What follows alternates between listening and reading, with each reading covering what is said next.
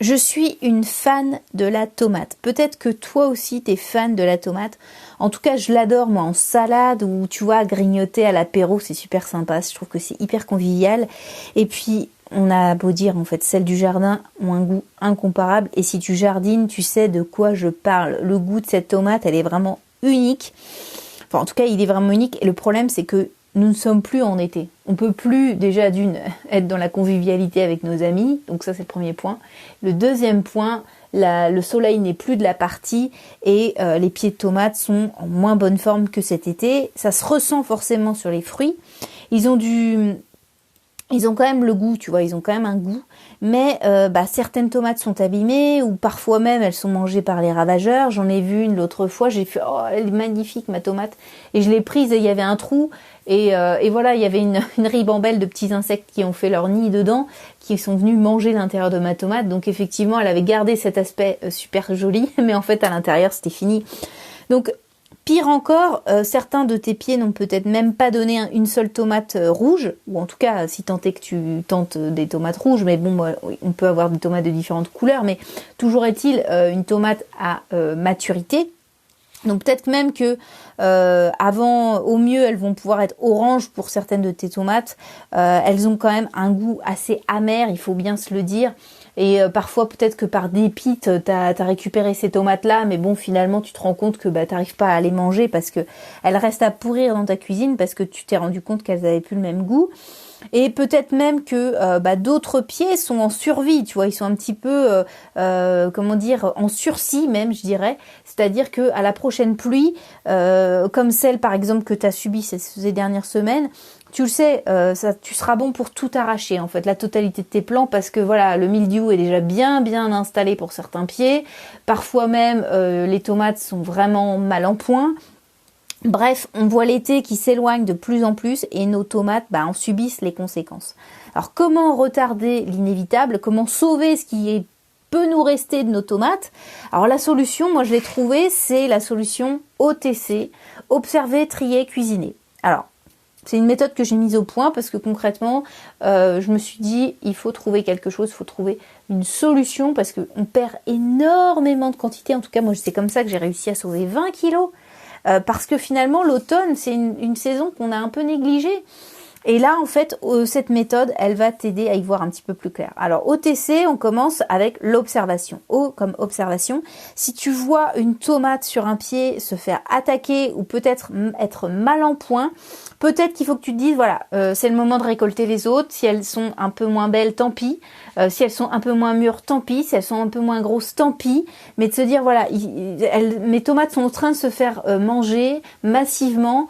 Là, il faut peut-être faire quelque chose. Donc l'observation est hyper importante dans ce cas de figure parce qu'elle va te permettre d'une journée à l'autre de pouvoir sauver ce qui est possible d'être sauvé. Donc ça c'est le premier point. En plus de ça, avec le mildiou, ça nécessite une observation quasi quotidienne parce que tu le sais, le mildiou va attaquer d'abord le tronc, puis les branches et ensuite pour finir les fruits. Donc si tu les enlèves trop tôt, comme la plupart des gens qui sont autour de moi, dans mes proches, ils ont enlevé leurs tomates il y a au moins, je dirais fin août, début septembre, les pieds étaient déjà enlevés. Alors que là, moi j'ai encore des tomates. J'en ai récolté il y a à peine 2 jours. Donc il y a encore des choses à sauver, il y a encore et sans parler de la serre, il y a vraiment des tomates à sauver encore. Donc forcément en fonction de ta région, en fonction de ton cas de figure, mais bien observé, ça peut t'éviter justement d'enlever tes pieds de tomates trop tôt, parce que comme je te le dis, le tronc et les branches peuvent être attaqués, mais les fruits peuvent être encore en bonne santé et être récoltés un petit peu plus tard.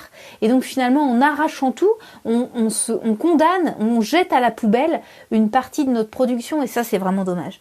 Et à contrario, si tu tardes trop à les enlever, en disant il faut que ça mûrisse, le problème de fonctionner comme ça, c'est que le mildiou va attaquer le fruit et auquel cas elles seront plus bonnes à être mangées, elles vont pourrir sur le pied et tu auras trop tardé. Donc l'observation, c'est hyper important parce que ça va te permettre de prendre la température quotidiennement et te dire bon alors celle-ci il va falloir que je tarde pas trop à les prendre et peut-être que tu vas voir par exemple une tomate se faire attaquer par le mildiou, tu vas dire c'est bon, je récolte tout et auquel cas à une journée près tu vas pouvoir avoir des tomates qui seront rouges ou inversement pour quelqu'un qui aura trop tardé, tout mettre à la poubelle. Donc le timing dans ce cas de figure est vraiment important et pour avoir un bon timing, il faut bien observer son jardin. Donc ça, c'est le premier O. Ensuite, on passe au T avec trier. Donc trier les tomates en fonction de l'état de ta tomate parce que ça va donner le ton pour la suite, pour la dernière étape. En gros, est-ce qu'elles sont abîmées? Est-ce que ta tomate, elle est rouge? Est-ce qu'elle est orange ou est-ce qu'elle est verte? Est-ce qu'elle est plutôt grosse ou est-ce qu'elle est plutôt petite? Et en fait, ce tri-là, ça va te faciliter la vie pour après, parce qu'en fonction de l'état de ta tomate, si elle est très abîmée, si elle est très grosse, si elle est petite, si elle est plutôt orange ou plutôt rouge, ou inversement, elle est jaune parce que ou elle est jaune, pardon, elle est verte parce que t'as pas pu les prendre au bon moment et que ton pied s'est fait attaquer par le mildiou, t'as préféré prendre les tomates vertes et t'as bien fait plutôt que de perdre tout le pied, et t'as tout à fait raison. Ça va nous faciliter la vie pour après parce que tu sauras exactement quelle tomate pour quelle préparation tu vas pouvoir le faire. Donc on passe à la troisième étape qui est cuisiner. Et effectivement, l'été, on consomme la tomate crue en été, tu vois, de manière conviviale autour d'un barbecue ou peut-être même dans une salade. C'est souvent là où on la retrouve parce que finalement, la tomate, elle va donner un goût assez exceptionnel à tes salades. Tu vois, t'as juste à mettre une salade verte, quelques tomates, un peu de radis, enfin ça donne tout de suite le goût. Et c'est ce qu'on recherche finalement. Mais on peut plus se permettre de faire ce genre de salade maintenant parce que nos tomates sont plus en bonne santé et donc elles sont plus à même de pouvoir être consommées crues. Néanmoins, elles sont excellentes, mais excellentes cuites. Et c'est pour ça que je te conseille de cuisiner parce que finalement, même si ta tomate elle est plus en très bon état, c'est-à-dire que visuellement elle a pas un bon aspect, tu peux pas la présenter à l'apéritif ou tu peux pas la manger crue comme ça à picorer. Et bien cuite, elle va très bien se porter et elle va faire une excellente cuisine. Donc, en tout cas une excellente préparation. Donc moi j'ai fait des soupes, des jus. Tu peux faire dans une bolognaise, arrête les trucs industriels, fais tes propres sauces bolognaises avec de la vraie tomate, tu vas voir.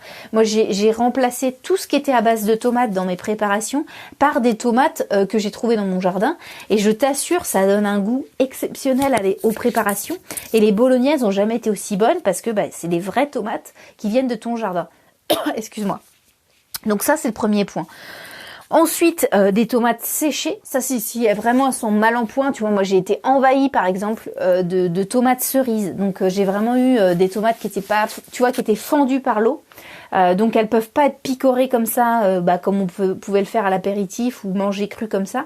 Déjà elles ont un goût assez amer et donc finalement le fait de les faire sécher, ça me permet déjà j'adore les tomates séchées, donc tu vois tu mets ça dans des petits pains panini que t'as fait toi-même, c'est formidable avec une mozzarella et du basilic que t'as consommé ou que t'as cuisiné ou même que t'as fait cultiver chez toi. Je t'assure que c'est une tuerie, mais en tous les cas, les tomates séchées, en tout cas moi j'ai sauvé énormément de tomates cerises en faisant beaucoup de pots de tomates séchées. En plus j'en ai donné un petit peu à ma famille.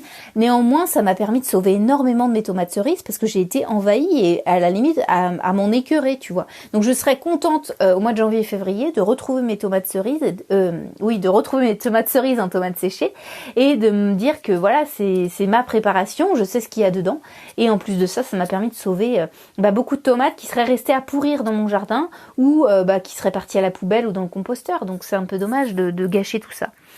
Ensuite, qu'est-ce que j'ai fait ? Des bocaux, ça peut être les tomates vertes, tu peux les mettre en bocaux. Tu peux également en faire des soupes.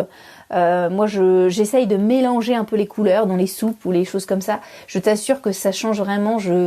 Des soupes en sachet. Moi j'adorais ça quand j'étais petite, les soupes en sachet, alors que c'est plein de trucs salés, c'est une horreur. Alors que là, tu vois, avec des vraies tomates, mais ça n'a rien à voir, quoi. Donc je t'invite à tester, tu vas voir, c'est pas si long que ça. Si t'aimes pas trop cuisiner, il faut faire des choses assez simples.